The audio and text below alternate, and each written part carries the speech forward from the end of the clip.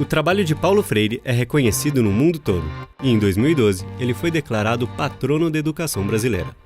Mas desde os anos 60 até hoje, o professor é visto por uma parcela da população como inimigo do Brasil. Mas qual foi o Brasil de Paulo Freire e quem foi Paulo Freire para o Brasil?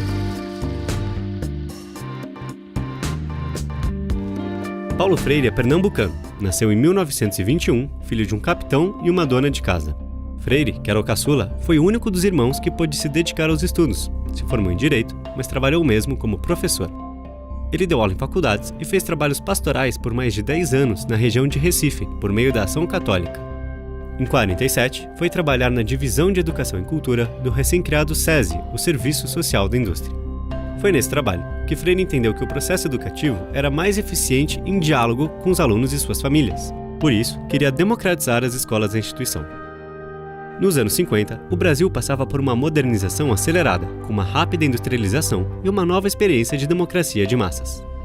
Paulo Freire defendia que esse processo de desenvolvimento nacional devia incluir a participação ativa do povo, e que isso só seria possível por meio da educação. O educador dizia ser contra o ensino de cima para baixo e defendia o diálogo horizontal entre professor e aluno. Nessa época, o prefeito de Recife e, na sequência, governador de Pernambuco, Miguel Arraes, convidou Paulo Freire para desenvolver um projeto de alfabetização de adultos. A inspiração para o método que o professor criou veio em um passeio de carro com seu filho mais novo. O menino, que tinha apenas 2 anos, viu uma propaganda na rua. Ele leu em voz alta a palavra Nescau e cantou a música que ouvia nos comerciais. Impressionado, Paulo Freire passou a explorar a relação entre som e imagem, com exemplos a partir da vida dos alunos. Palavras como farinha, tijolo, máquina e conceitos como trabalho e pobreza eram contextualizados e debatidos. Com a divisão das sílabas, os estudantes aprendiam a ler cada palavra e, em seguida, aprendiam as famílias silábicas para formar novas palavras. O então governador do Rio Grande do Norte, Aloysio Alves, também chamou Paulo Freire. Em 62, a alfabetização de adultos no estado recebeu recursos de um programa financiado pelos Estados Unidos, chamado Aliança para o Progresso. Na cidade de Angicos, Freire realizou seu experimento mais conhecido, a alfabetização de cerca de 300 pessoas em um curso de 40 horas. A velocidade do método de Paulo Freire, aliada à educação crítica, gerava expectativas de transformação democrática para alguns e preocupação para outros. Ao longo de sua vida até hoje, Freire foi frequentemente chamado de comunista, apesar de criticar o comunismo e a ortodoxia marxista. Ele era um socialista cristão, ligado à teologia da libertação, uma tendência progressista da Igreja Católica. No início dos anos 60, o Brasil viveu um clima de polarização política e crise institucional. Jânio Quadros tinha sido eleito presidente com uma base conservadora e, após 8 meses, renunciou ao cargo. João Goulart, o vice-presidente, que era trabalhista, assumiu o poder após um intenso período de disputas. A aula de encerramento do curso em Angicos aconteceu no dia 2 de abril de 63. O presidente Jango e o general Castelo Branco, comandante do 4º Exército, estiveram lá e viram de perto os resultados do projeto. Em janeiro do ano seguinte, Jango decretou a criação do PNA, o Programa Nacional de Alfabetização. Ele adotou o sistema de Paulo Freire e tinha a missão de alfabetizar 5 milhões de pessoas. Naquela época, analfabetos não podiam votar. Em caso de sucesso do programa, o colégio eleitoral cresceria quase 40%. Seu lançamento foi previsto para 13 de maio de 64, com o professor Paulo Freire à frente do projeto. Mas os planos de Jango e Paulo foram frustrados. Em 1º de abril de 64, os militares deram um golpe de Estado. O general Castelo Branco foi empossado como o primeiro presidente da ditadura. O PNA foi extinto e Paulo Freire foi preso. Ele ficou encarcerado por mais de 70 dias em 2 períodos. Em setembro, Paulo estava asilado na Embaixada da Bolívia no Rio de Janeiro e de lá partiu para La Paz.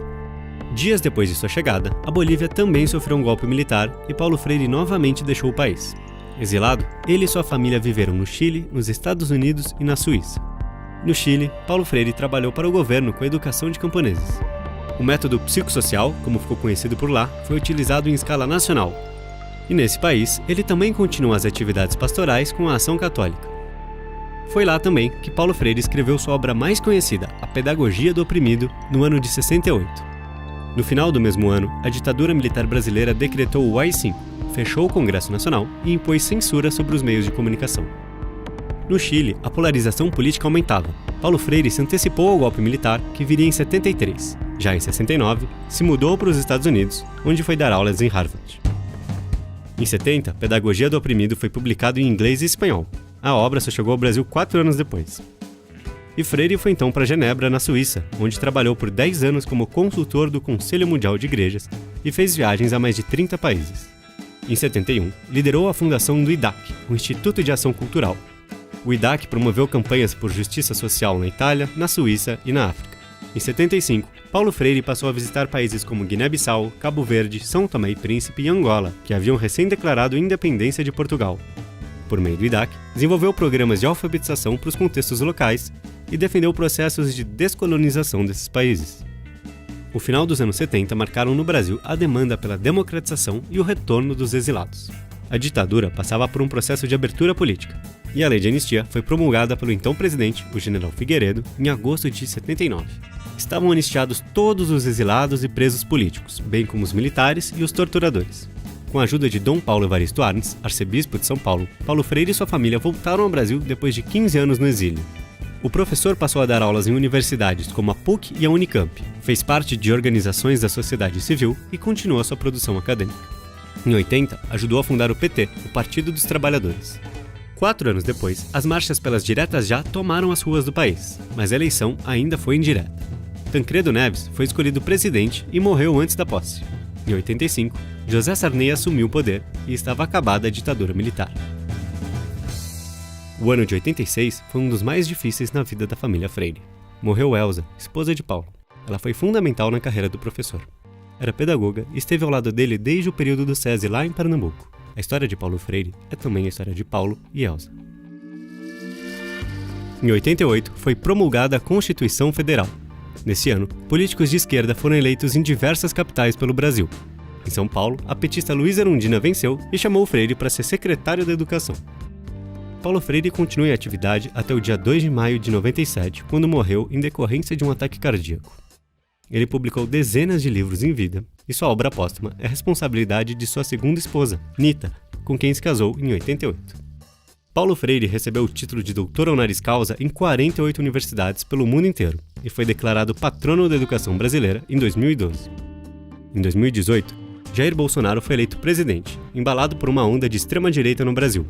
A obra de Paulo Freire passou a ser um dos principais alvos desse movimento. Pedagogia do Oprimido foi traduzido em mais de 20 idiomas. Era a terceira obra mais citada no mundo na área de humanas, segundo o estudo da London School of Economics de 2016. E até hoje, Paulo Freire é considerado por especialistas um dos principais educadores da humanidade.